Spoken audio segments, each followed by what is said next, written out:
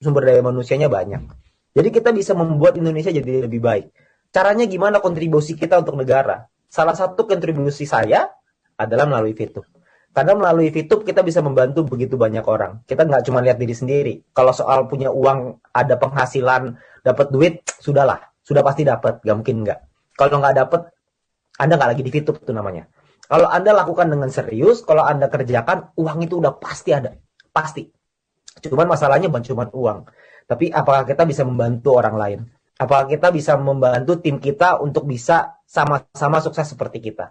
Apakah kita bisa membantu tim kita untuk bisa merubah hidupnya? Nah, itu tantangannya. Nah, tantangan itulah yang mungkin saya akan ajak teman-teman semua. Jadi bukan hanya kita memperkaya diri, karena itu tidak penting. Karena menurut saya yang paling penting adalah kita bantu tim kita untuk jadi sukses dan kaya. Kalau mereka sukses dan kaya, kita sudah pastilah nggak mungkin nggak usah dibahas lagi. Jadi jangan pernah fokus ke diri sendiri, tapi fokuslah ke tim kita. Nah, untuk itu Anda perlu belajar. Anda perlu belajar dengan mentor-mentor yang tepat. Gitu. Jadi kalau untuk soal VTube-nya, kalau Anda merasa bahwa bisnis ini layak dan menarik untuk dijalankan, Anda sudah di tempat yang tepat. Dan banyak orang di luar sana tidak bisa melihat itu. Dan memang dunia ini berubah oleh sekelompok kecil orang yang bisa melihat sebuah peluang.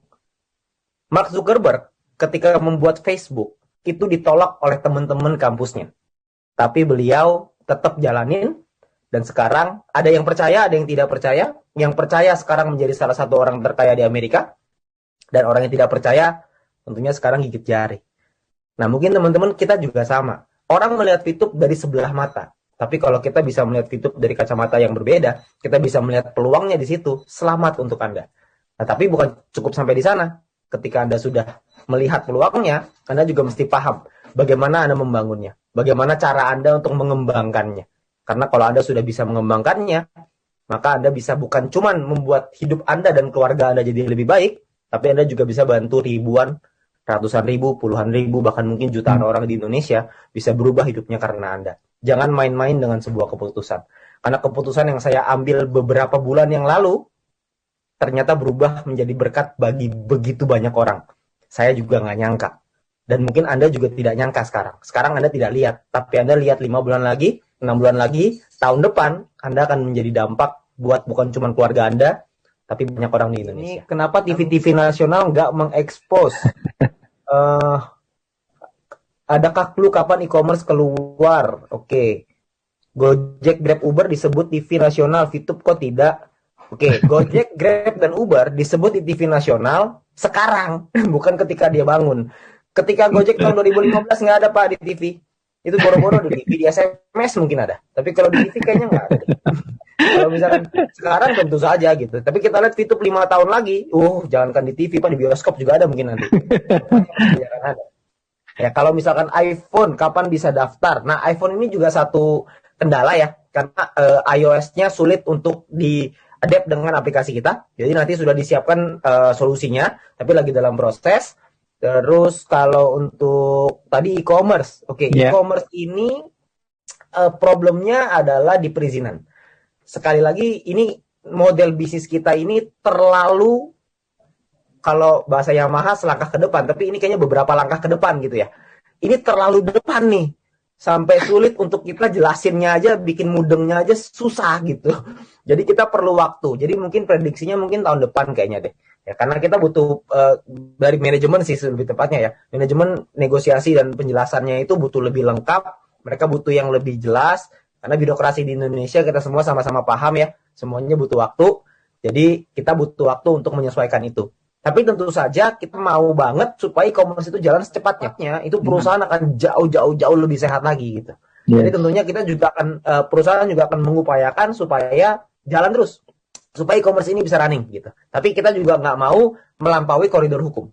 Tentunya kita semua nggak mau melakukan sesuatu yang ilegal. Kan nggak ada yang mau. Kita maunya semuanya dalam ranah hukum yang benar. Melalui legalnya mesti tepat gitu. Jadi kita nggak akan mulai sebelum kita dapat ACC atau approval dari negara. Dari regulator. Tentu buat kepentingan kita bersama juga gitu ya. Pernah nggak Metro TV iklan di RCTI? Nah, ini dijawabin sendiri. Terima kasih. Income Bapak sekarang berapa per bulan? Kalau income sih mungkin ya CRV lewat lah ya 1 bulan gitu. Amin.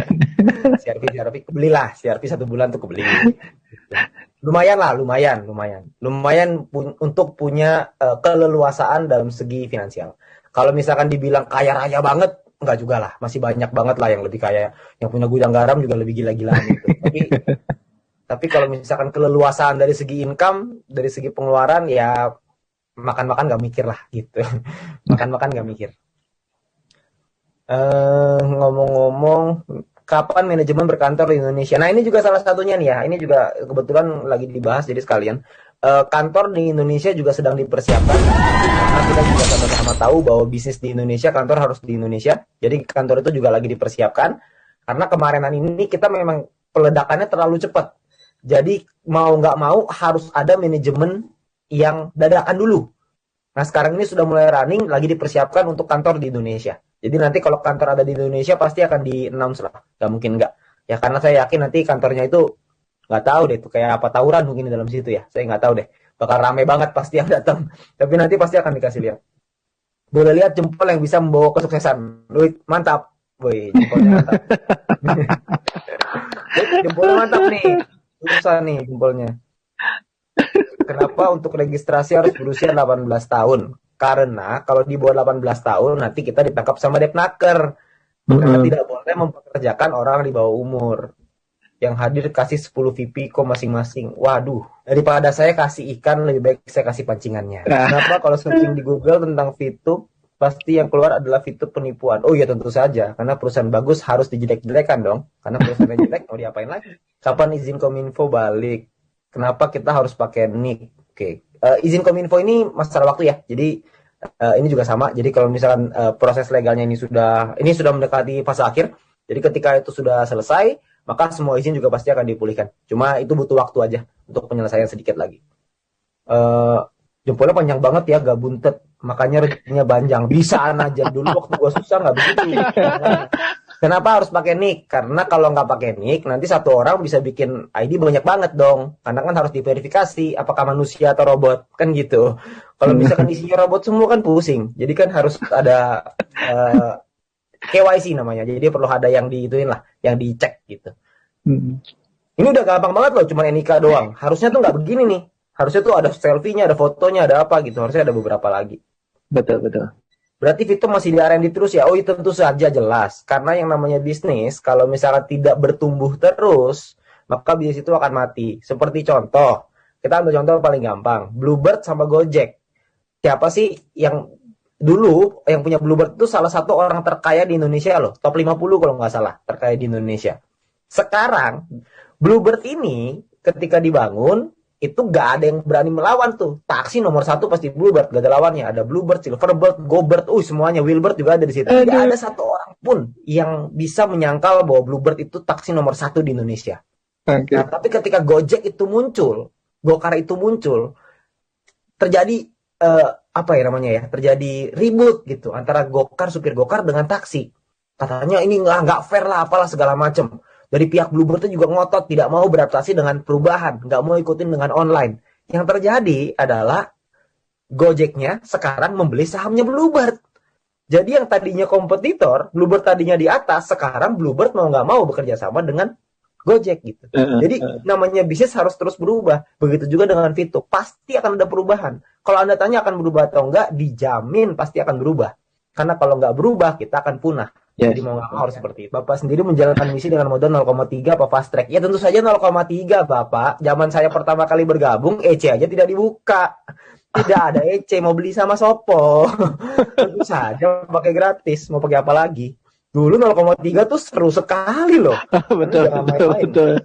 Kita nunggu loh berbulan-bulan supaya dapat 0,3. Gila, launching tuh dengan semangat selesaiin, 0,3 pertama nih. Bangga dapat 0,3 itu bangga banget. Seneng banget kan pertama kali Pak Sandy. Bangga.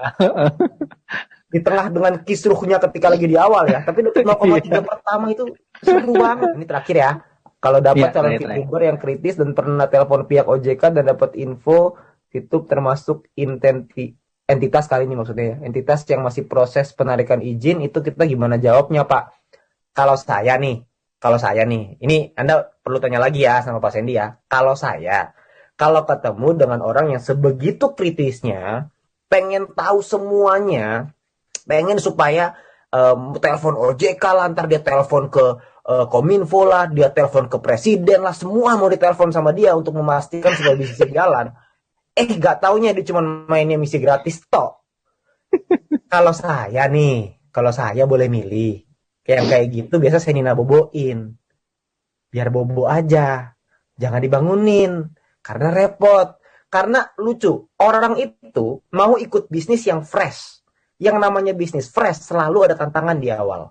Selalu tidak mudah di awal. Kalau bisnis yang sudah established, bisnis yang sudah jadi, bisnis yang sudah kuat, legalitas gak ada lawannya, udah aman semuanya. Ya Anda tunggu dulu 2 tahun lagi lah gitu. Mungkin beliau itu bergabungnya waktu yang tepat 3 tahun lagi dari sekarang. Jadi jangan Anda fokus sama orang yang seperti itu. Kalau saya lebih fokus sama orang yang melihat peluang daripada orang yang melihat masalah di balik peluang. Karena kalau ketemu orang yang nyarinya masalah, Anda kasih solusi, dia cari lagi masalahnya. Anda kasih solusi, dia cari lagi masalahnya. Anda nanya sama saya cara jawabnya gimana? Cara jawabnya adalah jangan dijawab. Kalau saya sih begitu. Makin dijawab, makin panjang. Jadi mendingan nggak usah. Kalau saya sih begitu ya, tapi Anda bisa tanya lagi dengan Pak Sandy. Mungkin Pak Sandy punya trik yang lebih mantep. Jadi thank you teman-teman semuanya. Saya udah kasih kesempatan untuk sharing di sini. Harapan saya adalah teman-teman semua di sini bisa mendapatkan manfaat seperti yang saya rasakan, seperti yang Pak Sandy rasakan, dan seperti leader-leader Anda rasakan. Tapi ingat, untuk Anda mencapai di posisi seperti Diamond, Platinum, itu tidak mudah. Butuh kerja keras, butuh perjuangan. Jadi siapkan hati Anda untuk kerja keras itu, siap-siap buat berjuang, dan saya yakin kalau misalkan kita bisa, Anda juga pasti bisa. Thank you. Oke, bagaimana teman-teman? Sudah menyimaknya bukan? Nah, kalau kalian masih kurang paham juga tentang apa yang beliau katakan ya, kalian boleh menyimak di video di channel Anto Green Palm ini. Jadi untuk kalian boleh klik di atas ini ya, yang ada timbul di atas ini. Silahkan kalian klik saja. Di situ kalian bisa tonton. Terima kasih buat kalian. Sebelumnya kalian boleh subscribe channel ini dan klik tombol loncengnya apabila kalian ingin mendapatkan info-info terbaru dari saya. Kalian boleh klik tombol loncengnya itu tadi. Oke, sampai jumpa di video selanjutnya. Ciao.